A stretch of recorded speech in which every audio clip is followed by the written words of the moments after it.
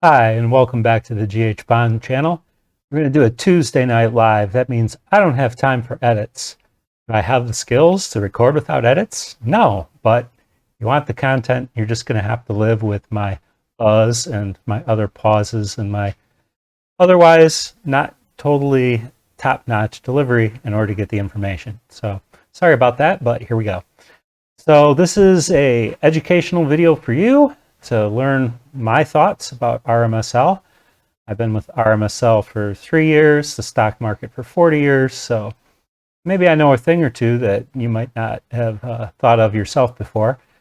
But companies like this, RMSL that we're talking about today, little penny stocks, not a lot of volume in them, uh, subject to sudden sharp moves. And any money that you put in a stock like this, you should be prepared to lose 90% or more of your investment in very short order, because there's just not enough support in the market to keep them up in case of disadvantageous news, shall we say. And if you've been with RMSL for a while, you've seen that happen before. Massive amounts of price and money lost very quickly. But it keeps coming back, and hopefully this time's the charm. So let's take a look at where we've been over the last 3 years.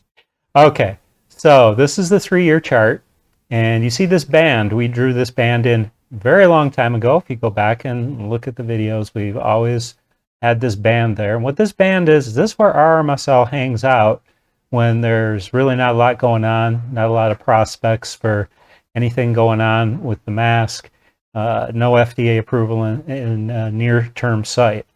And last time, right in here, we thought we were getting approval. We didn't. And we had this dead cat bounce. And I told everybody, we got no business being up here. We belong back down in the channel. And guess what we did? We fell back down the channel. People were unhappy that I told them that, but I'm just going on my experience and what made sense to me. So take that worth what it is. It's my opinion, and everybody's got one. Mine just might be a little bit more experienced than most. So anyway, we've been in this channel, and some things are going on now that are making it interesting. Now, I did this over the weekend. Everything you see here was prepared over the weekend. So this yesterday and today's price action, Monday, Tuesday price action, is not included in here. Okay, we've been up over 17 cents. Now, the top of this range right here is right up there at 18 cents. That's our resting range. Look at last time. Look at how the top of that range held. We poked our head up right up to 2 cents, then went right back into it. And it held until we drifted back down when we ran into testing problems. So now we expect the testing problems to be over. So of course we're going to push back up to the top of this range. Now I think we were within half a penny of the top of the range today. Did we poke through it in the near term? Perhaps. So what have we got going on in the near term? Well, we should hear that the testing was okay. We should hear that the new RMSL submission to the FDA has happened, and then eventually FDA approval.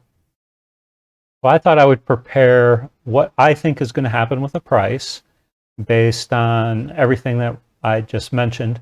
And so here I've got my crystal ball out, and I'm going to take my wild guess at what the price is going to do. My price forecast in my dreams, meaning that this is the Goldilocks forecast. This is if everything goes perfectly, everything we want to happen is going to happen, and in a timely manner. And why even do this? Well, I just thought it would be fun. And more important than that, it might give you an idea of what to expect if you either haven't worked with RMSL before or you're relatively new to how the market works. So these shaded in yellow have already happened. My guess for this week is already wrong because these guesses are the peak price for the week. I think today we hit 1.75. My peak for the week was 1.65. So each of these prices is what I expect the peak for the week to be. And this graph here shows you the trajectory of the price now through December. So the main events are we get the word that this test has scored satisfactorily and we've passed the test and we can submit.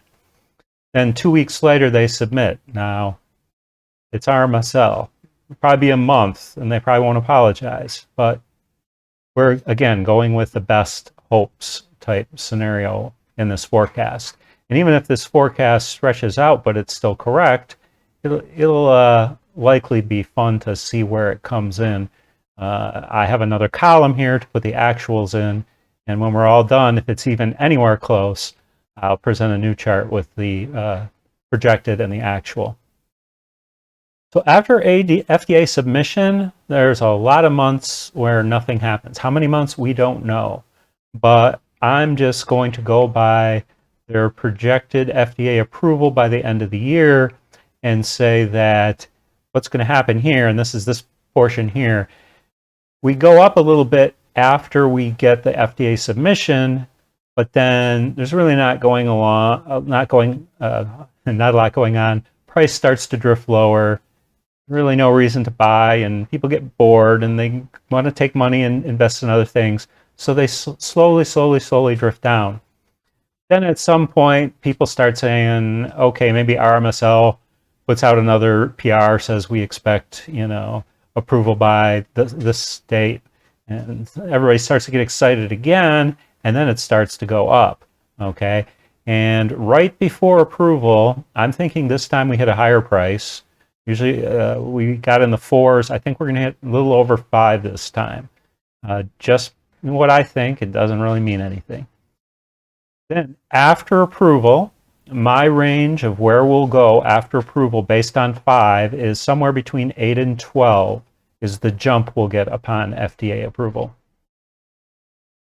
After FDA approval, there'll be a little bit of froth and a little bit of excitement, and then that too will start to die down. Now, here's where it becomes important to you, the average investor, in that FDA approval will give you a spike. Whether it goes up and down, you would think everything goes to the moon after FDA approval. Take a look at LXRX. Got FDA approval, got a nice spike, then lost half its value. So not everything just keeps going to the moon after FDA. Well, ours, I don't know, but this is my prognostication. We get a little bit of froth, and then it starts to back off. And I say we'll continue to back off over time because now all the excitement's over, and now the rubber has to hit the road. Now you have to have real sales.